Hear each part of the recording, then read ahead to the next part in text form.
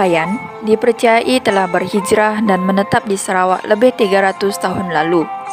Penempatan awal kaum Kayan di Sarawak dipercayai bermula di Hungai Kayan yang bermaksud Sungai Kayan. Penghijrahan secara beransur-ansur ini telah menyebabkan komuniti Kayan telah berpecah belah dan menduduki beberapa kawasan pedalaman di Sarawak. Penghijrahan komuniti ini ke bahagian pedalaman negeri Sarawak mengambil masa yang lama dan dilakukan secara berperingkat. Pada masa dahulu, komuniti ini berhijrah dari satu tempat ke satu tempat yang lain atas dasar keselamatan. Ini adalah kerana komuniti Kayan pada masa itu masih lagi mengamalkan amalan ngayau atau lebih dikenali sebagai amalan memotong kepala musuh yang terdiri daripada komuniti lain. Di samping itu, komuniti ini juga sering berhijrah dengan tujuan mencari penempatan baru yang sesuai dengan aktiviti pertanian secara diri. Kaum Kayan di Sarawak terbahagi kepada 3 kumpulan, iaitu Kayan Baram di Miri, Kayan Tubau dan Kayan Belaga di Bintulu. Pakaian tradisional bagi kaum wanita Kayan dikenali sebagai basung dan ta'ah. Corak-corak yang terdapat di basung dan ta'ah disulam tangan menggunakan manik. Bagi perhiasan kepala pula dikenali sebagai labung sek. Labung sek diperbuat daripada bulu biri-biri dan kambing. Tali pinggang manik pula dikenali sebagai jet inu. Seterusnya ialah selampai manik yang dikenali sebagai bilang. Pakaian tradisional lelaki pula dikenali sebagai sunung dan bah. Perisai pula dikenali sebagai kelebit. Bagi kaum Kayan zaman dahulu, apabila berlaku kematian, seluruh penduduk kampung berkenaan tidak dibenarkan keluar ke kebun atau kawasan luar kampung sebagai tanda hormat kepada keluarga si mati. Kaum lelaki akan bergotong royong menyiapkan kubur atau liang lahat dan luyan, iaitu keranda yang diperbuat daripada kayu.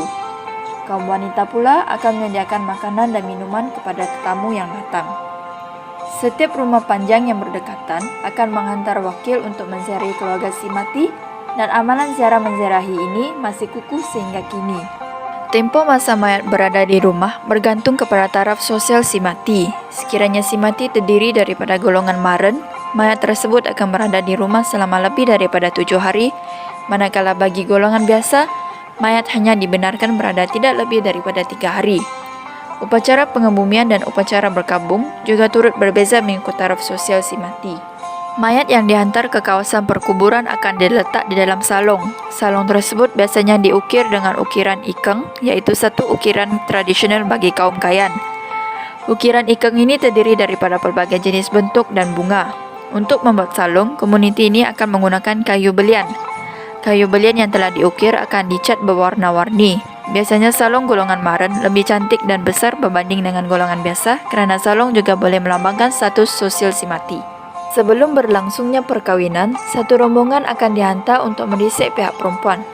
Sekiranya pihak perempuan bersetuju, maka mereka akan membincangkan hari pertunangan dan seterusnya tarikh perkawinan akan ditetapkan. Kedua-dua belah pihak juga akan membincangkan jumlah hantaran dan jumlah perbelanjaan yang akan diperuntukkan. Persetujuan yang telah diperolehi hasil daripada perbincangan itu hendaklah dimaklumkan dengan segera kepada Maren Umah atau dikenali sebagai Ketua Kampung. Hantaran daripada pihak lelaki berbeza berdasarkan sistem kelas sosial pihak perempuan. Sekiranya pihak pengantin perempuan merupakan golongan maren, semakin tinggilah hantaran dan perbelanjaan yang terpaksa ditanggung oleh pihak lelaki. Begitu juga sebaliknya. Komuniti Kayan masih mengamalkan kelas-kelas sosial sehingga ke hari ini. Terdapat 4 tingkat sosial yang utama di dalam komuniti ini. Misalnya, golongan atasan dipanggil maren. Golongan ini adalah merupakan golongan kelas tertinggi dalam komuniti Kayan. Golongan kelas kedua digelar hipui atau juga dikenali sebagai golongan berkelas sederhana.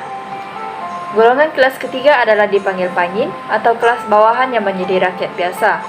Golongan kelas keempat pula adalah digelar dipen ataupun hamba. Namun kini hanya golongan kelas keempat iaitu golongan hamba saja yang sudah dihapuskan dan tidak diamalkan lagi oleh komuniti ini. Kaum Kayan terkenal dengan tarian ngajat yang bernama Datun Julut. Tarian ini biasa ditarikan semasa majlis perkawinan atau majlis kebudayaan. Penari akan mengenakan baju tradisional iaitu basung dan ta'ah, labung sek, bilang, jet inu dan kirap yang diperbuat daripada bulu burung enggam.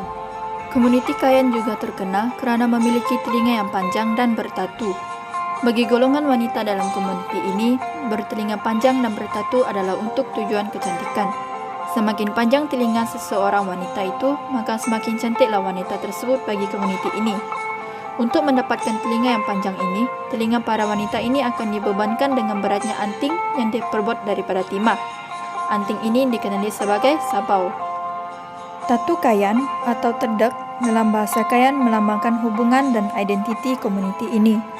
Mengikut kajian, perempuan Kayan seawal umur 10 tahun akan mula bertatu sebagai tanda persediaan untuk menjejak alam kedewasaan. Kegagalan untuk berbuat demikian dianggap sebagai satu perkara yang memalukan.